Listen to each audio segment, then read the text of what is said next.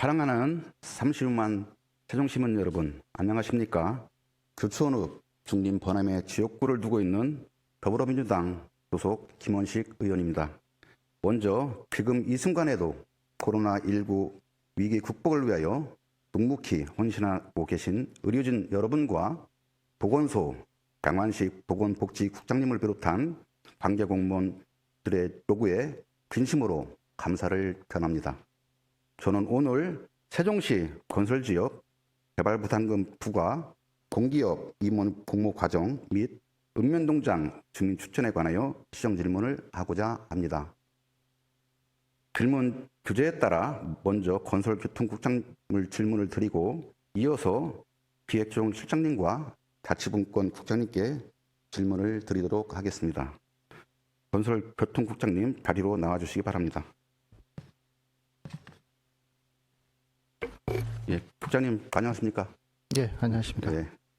세종시는 국가 균형 발전을 위해 추진되고 있는 정책 사업으로서 사업 시행자인 한국토지주택공사가 도로나 공원, 또 공공시설을 건설하고 준공된 시설물을 세종시에 단계별로 인계하고 있죠? 그렇습니다. 네. 자료에 따르면 세종시는 2012년부터 현재까지 1생, 2생의 60개 시설, 총 면적 약 1,560만 제곱미터를 인수받아 관리 운영하고 있으며 나머지 시설도 2030년까지 단계별로 인수받는 것으로 파악되는데 이 내용도 맞습니까? 그렇습니다. 네. 세종시가 인수받은 공공시설이 늘어나면 그 유지관리를 위해 재정 지출도 점점 증가하게 되고 향후 지방세 감소로 인한 지역경제 침체로 시 재정 상황은 더 좋지 않을 전망입니다. 이에 본 의원은 부족한 세수 확보 방안으로 이들 공공시설에 대한 개발부담금 환수 대책을 마련되어야 된다고 봅니다. 개발이익 환수에 관한 법률 제5조에서는 개발부담금 부과 대상 개발 사업에 대한 규정을 하고 있습니다. 국장님께서는 행복청에서 오셨죠? 예, 그렇습니다. 네. 행복도시 건설 사업이 이 조항에 따른 개발부담금 부과 대상이 된다고 보십니까? 예, 그렇습니다. 그 본 의원은 교사한 바로는 그 기존 법률에 명시하지 않았지만 특별법을 개정하여 추진되는 사업도 다른 법률에 따라 인허가 등이 의제된 사업으로서 개발부담금 부과 대상이 될 수 있다고 보입니다. 국장님께서는 개발부담금 부과 금액을 규모는 어느 정도 될 것으로 판단하십니까, 국장님? 그거는 산출 공식이 있기 때문에 특정해서 금액을 좀 말씀드릴 수는 없고요. 네. 타 지자체 사례를 보면은 혁신도시도 있고, 3기 신도시도 있습니다. 그쪽에서 이제 산출한 금액은 있습니다. 저희 도시는 아직 확정적으로 얼마라고 말씀드릴 수는 없습니다. 그 답변 자료에 우리 국장님께서 말씀하신 내용이 있는데 그 세종시의 8분의 1 규모인 판교 신도시가 이제 부과한 금액이 1,446억 원이에요. 예, 통계는 그렇습니다.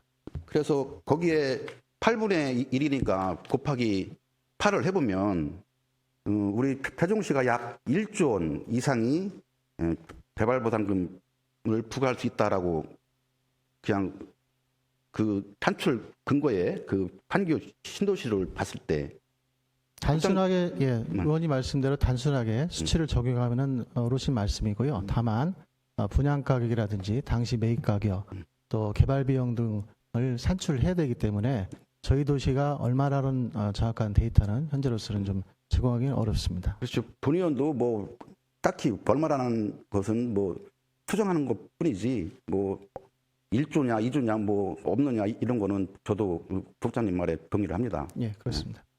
그 개발부담금 탄식은 그 25%죠. 25%고요. 네. 그 앞에 말씀드린 것처럼 매입 비용에서 이제 분양 가격 또 건설 비용 그리고 기간 동안에 그 정상적인 지가 상승을 뺀 나머지 금액에 대한 25%는 맞고요. 공공기관의 경우는 50% 감면이 되겠습니다. 국가나 지방자치단체는 100%가 면제고요, 그죠? 네, 그렇습니다. 네. 그 다음은 그 개발부담금 시점에 관한 규정입니다, 국장님. 개발이익 환수법 제9조 제3항에서는 개발부담금 부과 종료 시점은 개발사업 준공한 날로부터 규정하고 제14조에서는 결정 부과는 종료 시점부터 5개월 이내로 하도록 규정하고 있어요, 그죠? 예. 행복도시 건설 사업은 2007년부터 2030년까지 단계별로 개발 계획에 따라 준공된 시설물을 태종시가 인수하게 돼 있죠. 그렇습니다. 네. 그러면 국장님께서는 행복도시 건설 사업이 전체 종료되는 시점과 부분별 준공 시점 중 어느 시점에 개발 부담금을 부과하는 것이 맞다고 생각하십니까? 저희가 국토부에 유권 해석을 받았습니다. 그 결과를 토대로 말씀드리면 부분별 준공 때도 가능한 걸로 저희가 회신을 받았습니다. 그 태종시가 이미 2013년 10월 21일 날 국토부로부터 이제 개발 부담금 단계별 부과가 가능하다고 결의신을 받은 바 있습니다. 국장님 혹시 그거 본문 보셨어요?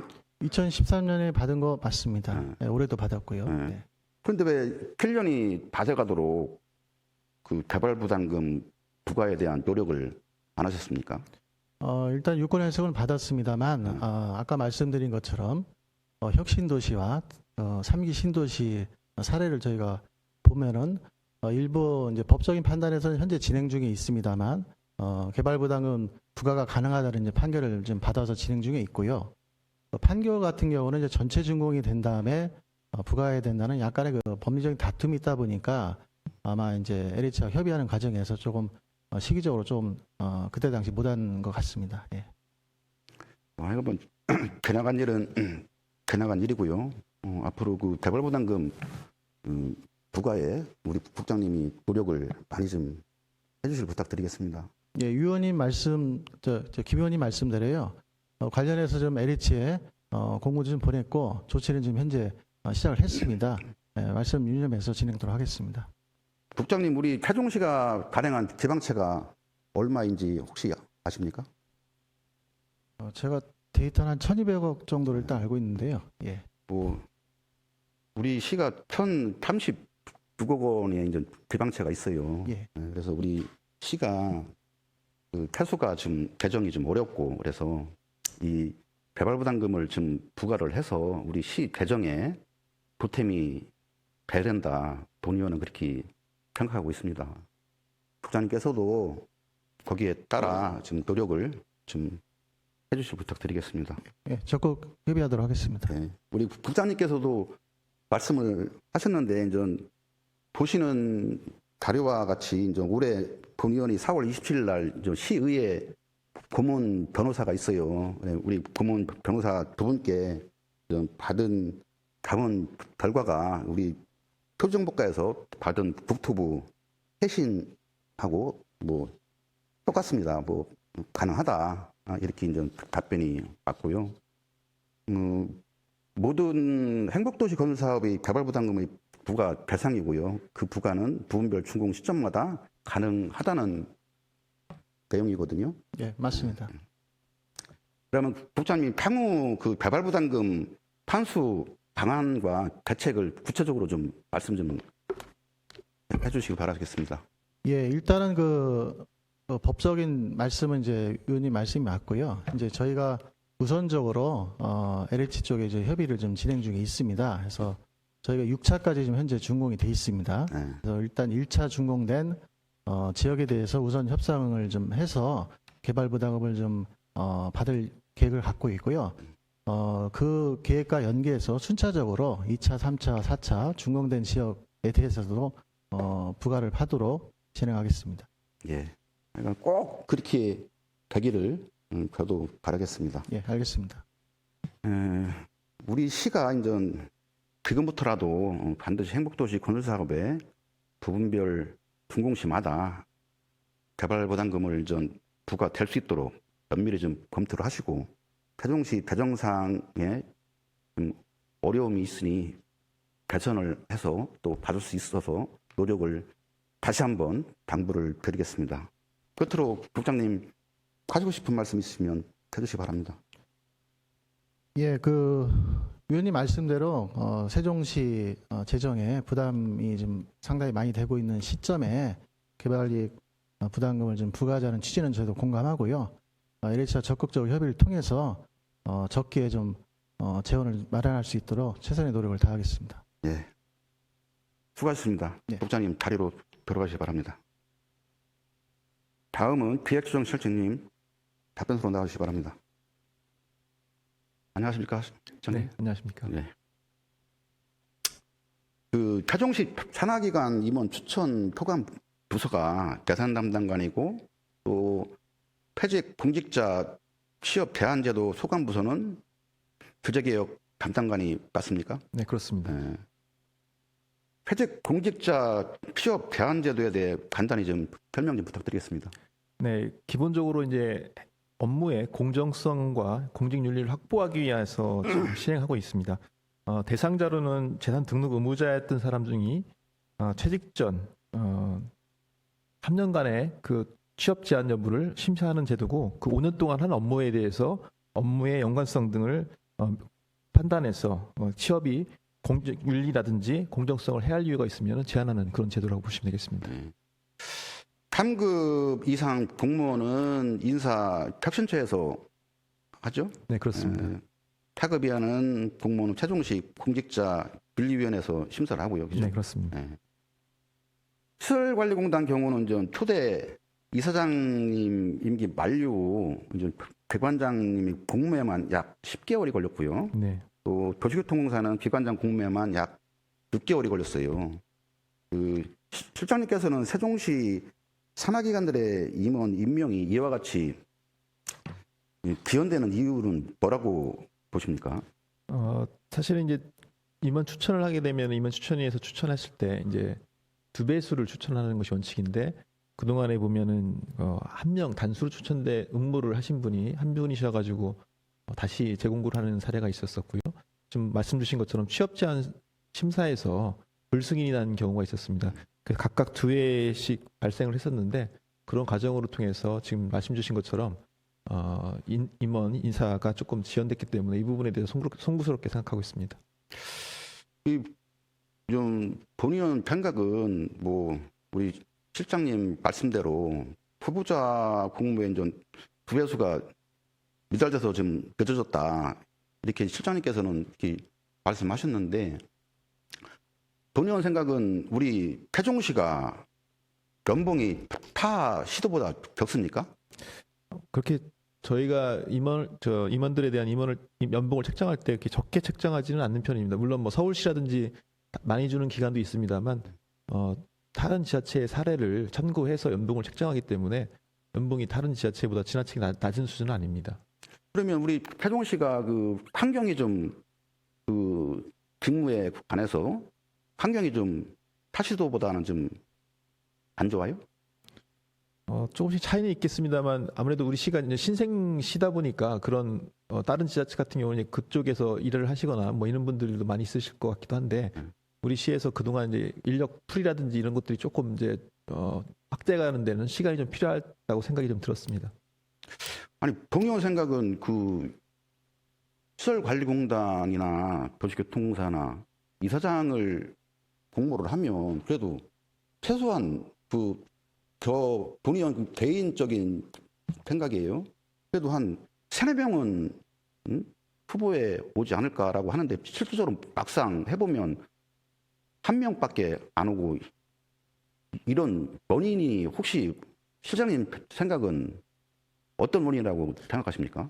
저희가 이제 공모를 했을 때 자격 기준을 했었는데 보니까 이번에 뭐 개정을 했었습니다만, 그 이전에는 저희가 그 공모 기준이 좀 더 다른 지자체보다 엄격했던 것이 현실이었던 것 같습니다. 그래서 예를 들면 공공기관 같은 경우도 상임 임원급 이상으로 하는 사람이라든지, 그 기업 같은 경우도 등기이사 이상이어야 됐던 그런 기준들이 있었는데, 그게 저희들이 이제 그게 문제가 좀 돼서 다른 지자체 사례를 보니까 그렇게 좀 타이트하기보다는 조금 더 이렇게 완화된 기준들이 많이 적용하고 있는 것이 현실이었기 때문에 저희가 최근에 공모했을 때에는 그런 기준들을 좀 더 완화해서 그렇게 너무 지나치게 기준 자체가 너무 높아서 공모에 임하지 못하는 그런 사례가 발생하지 않도록 시정했다는 말씀드립니다. 네. 당초에 3급에서 이번에 타급으로 좀 하향 조정을 하셨죠? 네, 그렇습니다. 기준을 좀 완화했습니다. 네. 그럼 진작에 좀 미리 이렇게 하셨더라면 좀 후보자분들이 좀 많지 않았을까, 네. 그런 생각을 해봅니다. 네. 주식하고 그 규제개혁 그 법무 담당관의 역할은 뭡니까? 규제개혁법 담당관실에서는 우리 시에서 하고 있는 윤리위원회를 이제 개최를 해야 되는 것이고요. 그 운영과 관련돼서 실질적인 자료 준비, 개최 이런 것들을 하고 있다고 보시면 될 것 같습니다. 그래서 이 부분에 대해서는 이제 저희가 아까 말씀드린 것처럼 3급 이상 같은 경우는 이제 정부 공직자윤리위원회를 거치게 해야 되기 때문에 그 부분에 대해서는 조금 결과가 어떻게 나올지를 예단하지 못하는 부분은 좀 있고요. 자체적으로 하는 부분에 있어서는 저희가 청출이 그런 취지를 살릴 수 있도록 공직자윤리위원회를 잘 운영하고 있겠습니다. 예. 물론 모든 공직자분이 퇴직을 하시고 그 후보자 신청을 하실 때는 본인의 의사가 첫 번째 우선이잖아요, 그죠? 그래서 네네. 본인이 신청을 하게 되면 이 규제개혁 법무 담당관은 그분이 공무원에 하실 때 어떠한 부서에 어떠한 사항을 하셨는지 이 피업 제한에 걸릴 수가 있습니다라고 여러 번 말씀을 해주셔야 되고, 물론 규제개혁 담당관은 그 법적인 말씀을 하시겠죠. 예? 우리는 설명을 했다. 신청은 본인이 신청을 하는 것이다. 이렇게 해서는 안 된다, 그 말씀이에요. 왜? 같은 공무원이었고 같은 우리 시에서 모 국장은 근무를 했고 다른 사람도 아니고 규제개혁 법무 담당관의 역할을 제대로 해야 된다. 본의원은 그렇게 생각합니다. 그리고 그동안 진행된 그 공사공단 임추위 회의록을 제가 봤어요. 네. 예? 그 임추위 위원은 누가 구성을 하죠? 임원추천위원회는 7인으로 구성되고 있습니다. 그래서 시의회에서 3명을 추천하고 시장이 2명, 그리고 해당 기관에서 2명을 추천해서 7명으로 구성되게 되어 있습니다. 다시 말하면 의장님이 3명, 그렇습니다. 시장님이 2명, 네, 공사공단에서 2명, 합이 7명이죠. 그렇습니다. 그 임추위 회의록을 제가 봤어요. 이제 일단 뭐 시설관리공단하고 교통공사를 다 봤는데, 시설관리공단에는 제1차 회의가 2019년 7월 5일 날 했고요. 2차에는 2019년 7월 31일 날 했고요. 3차에는 2019년 10월 22일 날, 또 4차에는 2019년 11월 12일 날, 5차에는 20년 2월 25일 날, 6차에는 2020년 3월 17일 날. 이 회의록 내용에 6차까지 어떠한 위원이 자격 요건이 심사에 대해서 어떠한 심사를 했다는 그 어느 규절에 그 내용이 하나도 없어요. 임추위의 자체 구성을 해서 취업 제한이라든지 취업에 어떠한 자질이 있는지, 또 어떻게 먼저에 근무를 했는지, 취업 제한에 걸릴 수 있는 요지를 임추위에서도 한번 걸러주는 게 임추위 아니에요? 네, 임추위에서도 그 기준적인 요건을 좀 걸러주는 역할을 해야 되는 게 맞고요. 다만 이제 우리 시에 또 만약에 임추위에 추천이 오면 예산 담당관실에서 그 자격 요건에 적정한지 여부를 다시 한번 또 보도록 돼 있습니다. 네. 앞으로 그 담당자 분들은 좀 좀 면밀히 임추위도 그렇고 앞으로 피업 제한에 걸리는지 안 걸리는지 앞으로 좀 면밀히 좀 실장님께서 검토를 하셔서 앞으로 취업 심사에 앞으로 이 도시교통공사라든지 시설관리공단 이사장이라든지 왜냐하면 이렇게 취업 불승인이 나면 실질적으로 우리 태종시의 업무적으로 그 기간이 지금 혼선이 되잖아요. 네, 그렇습니다.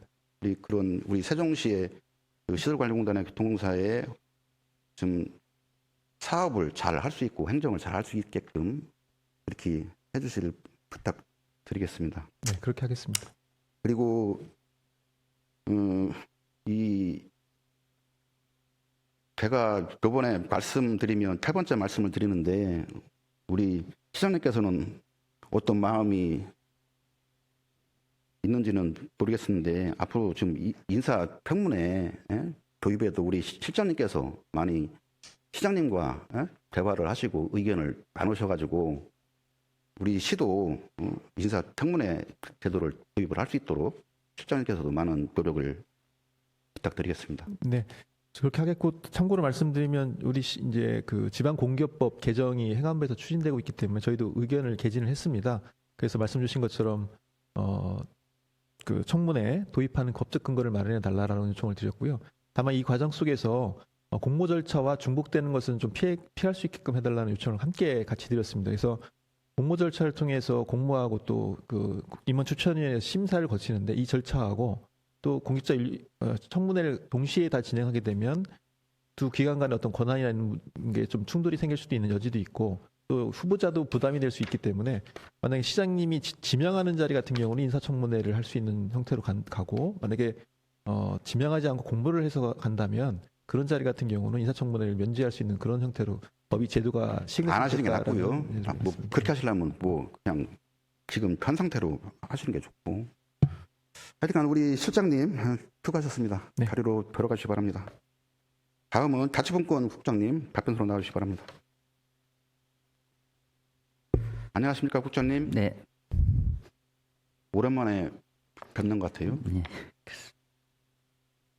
시장님께서 시민 중심 자치분권 실현을 위해 2018년도에 도입한 읍면동장 주민 추천제를 실시한 지가 이제 2년 차가 접어드는 것 같아요. 예. 그 제도 시행 이후 예. 달라진 읍면동장 역할 및 읍면동장의 행정의 변화나 평가가 있다면 말씀해 주시기 바랍니다. 예, 기존의 동장님이나 면장님들도 지금 잘하고 계시지만 시민추천제로 임명되신 분들도 좀 적극적으로 행정에 임하고 있습니다. 첫 번째로 주민들과 이제 소통도 일단 더 잘 되는 것 같고 책임 행정 구현에 조금 더 신경 쓰는 것 같습니다. 두 번째로 또 서로 간의 신뢰관계가 좀 더 많이 형성됐다 이렇게 좀 판단을 하고 있습니다. 그러니까 행정 조직 내부도 그렇고 주민들과 그 동장 간, 그 다음에 우리 시 본청과 그다음에 읍면동 간 조금 더 그런 관계가 더 좋아졌다고 좀 생각하고요. 그런 차원에서 읍면동장님들도 이제 지역사회 관점에서 조금 더 적극적으로 서비스를 어떻게 할 것인가 좀 더 고민을 하시는 것 같고, 그다음에 주민자치 지원도 좀 더 잘하시고 계시는 걸로 저희들은 판단을 하고 있습니다. 시민중심 자치분권 제도를 이제 시행함에 있어서 그 읍면동에 어떤 자치사무를 임을 하셨죠? 구체적으로 저희들이 그러니까 작년에 19년 11월에요. 그 종량제 물품 지정 판매소 지정 및 취소 뭐 3건 정도밖에 없습니다. 18년 8월 이후부터는.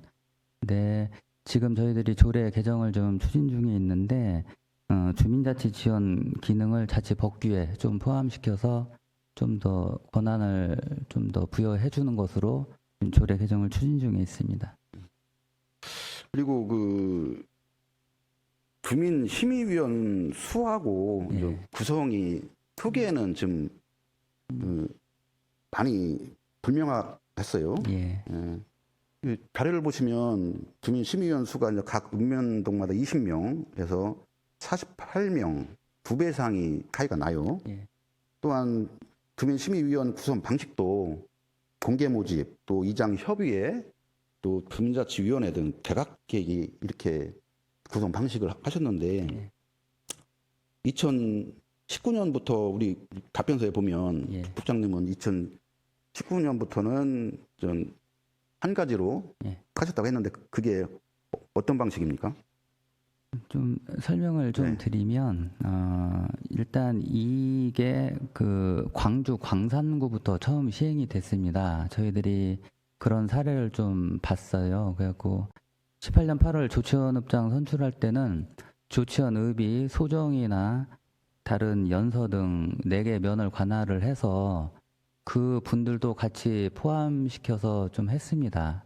그래서 한 20명 정도로 구성을 했는데 그 다음부터는 이제 동지역까지 포함되다 보니까 동지역은 아직 뭐 이제 커뮤니티나 이렇게 활성화되지 않아서 공개 모집을 했습니다.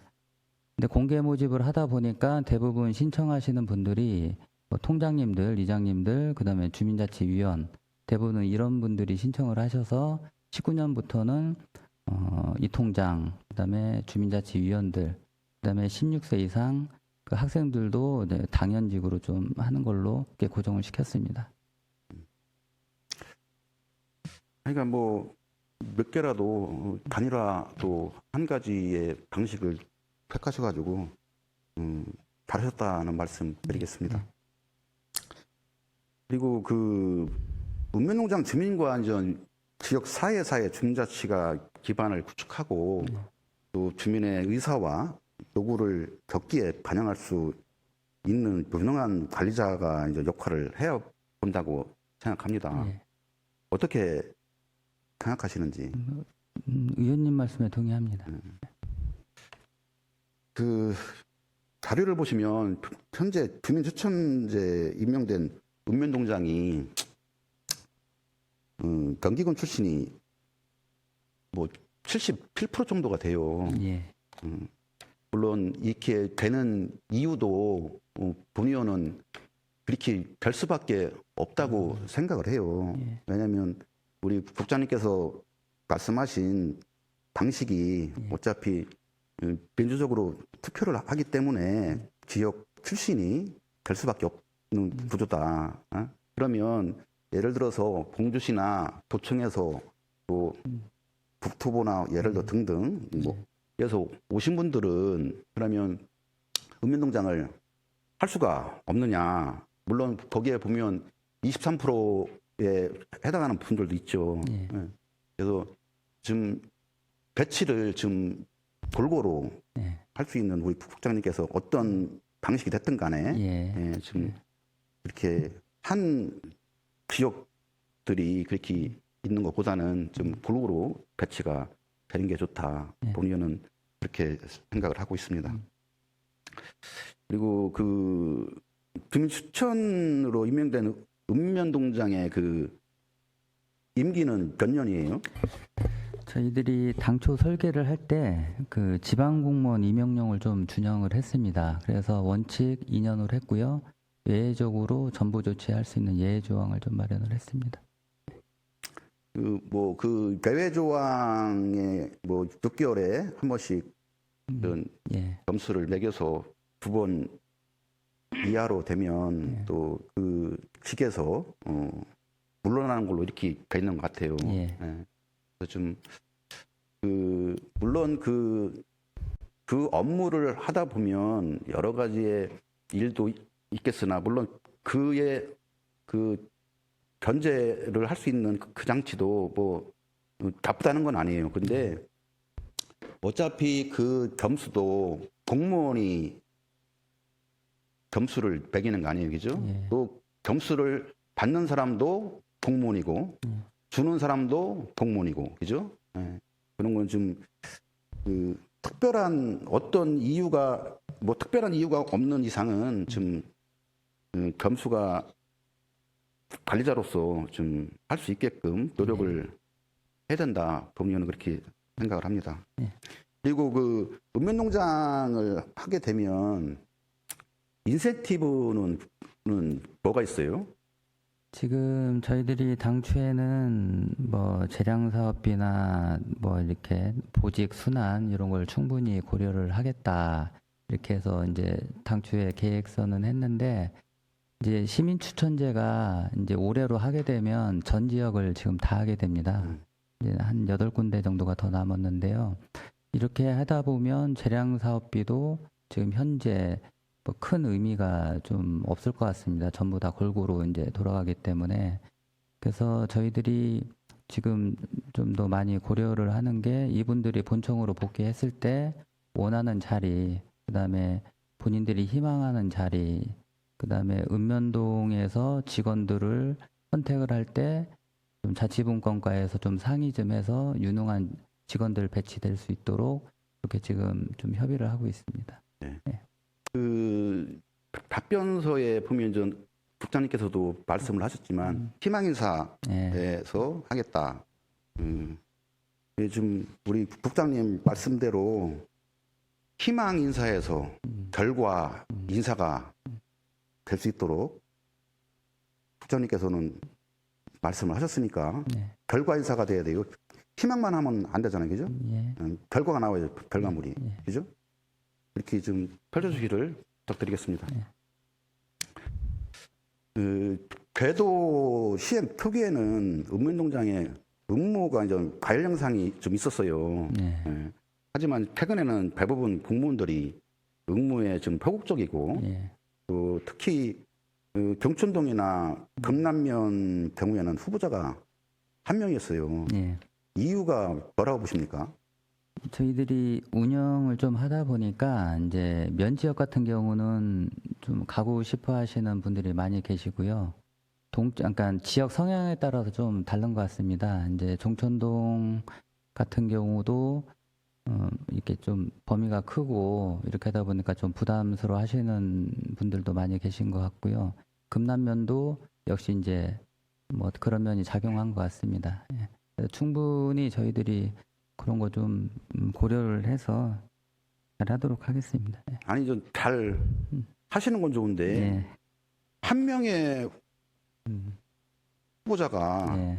이 지원하게 되면 읍면농장 추천제가 무슨 의미가 있어요? 그래서 이제 한 명이 지원을 하더라도 저희들이 심의위원회 구성은 하고요. 그래서 가부 여부를 좀 판단을 받도록 이렇게 했습니다. 그래서 요번에 종촌동도 그렇고요. 그 금남면도 그렇고 충분하게 내가 여기 동장이 되면 면장이 되면 어떤 식으로 요 조직을 운영을 하겠다. 그거를 듣고 그분들이 판단을 좀 하셔서 좋은 내용으로 좋은 성적으로 이렇게 다 되셨습니다. 두 분 모두. 지금 열심히 다들 하고 계십니다. 우리 시장님께서 쉽게 말하면 시장님께서 인사권을 시장님이 안 하시고 예. 주민들한테 민주적으로 주신 건 말이에요, 그죠? 그냥 예. 거기에 국장님께서는 좀 노력을 하시고 해야지. 퇴색되면 안 되잖아요. 네, 그렇게 하겠습니다. 이게 이제 공무원분들은 대개 첫 번째가 그 진급이잖아요. 예. 진급에 따라서 또 점수 관리, 그죠? 그러면 이 점수 관리는 우리 국장님들이 점수를 하시잖아요. 그러면 해당 과장, 대장을 점수를 많이 주지, 예? 읍면농장을 점수를 많이 주겠어요? 그러니까 그거하고 아까 말씀하신 인센티브하고는 별개 문제인데 네. 인센티브를 안 주면 국장님이 금평을 하기 때문에 읍면농장은 금평 점수가 작다. 그래서 후보자들이 지원을 안 하게 된다. 이런 말씀을 물론 다 그렇지는 않지만 예. 대부분의 공무원분들이 그렇게 생각을 하고 있다. 그래서 여기에서 이제 예. 장점과 단점을 우리 국장님이 예. 파악을 하셔가지고 예. 좀 단점은 좀 보완하시고 장점은 홍보도 많이 해주시길 부탁드리겠습니다. 거기에 대해서 잠깐 부연 설명을 네. 드리면 네. 국 자체에서 담당 그 사무관들 평가는 의원님이 말씀하신 게 맞고요. 그다음에 읍면동장들은 따로 그분들을 또 다시 평가를 합니다. 그래서 그 읍면동장 순위를 좀 매겨서 운영지원과로 보내주고 그렇기 때문에 좀 그거는 별개로 유지가 되는데 다만 이제 책임 up동에 있는 과장님들은 뭐 저희 쪽하고 이제 같이 하는 경우가 있습니다. 그래서 그 말씀하신 거 유념해서 추진하겠습니다. 네, 수고하셨습니다. 자료로 들어오시 바랍니다. 마무리하겠습니다. 오늘 본의원은 세종시 건설지역 개발부담금 부과 방안과 공기업 임원 추천 과정 및 읍면동장 주민 추천제 문제점에 대해 짚어보았습니다. 서두에서 말씀드린 대로 세종시가 인수받은 공공시설에 대해 준공시마다 개발부담금이 부과될 수 있는 방안을 마련하여 세종시 개정 사항의 개선을 위해 노력해 주시기를 바랍니다. 또한 세종시 산하 공기업 임원 공모 과정과 읍면동장 주민 추천제의 개선 방안도 조속히 마련해 주시기를 당부드립니다. 끝까지 경청해 주신 의장님을 비롯한 동료 의원 여러분, 언론사 및 시민 여러분께 감사를 드립니다. 이상으로 시정 질문을 마치도록 하겠습니다. 감사합니다.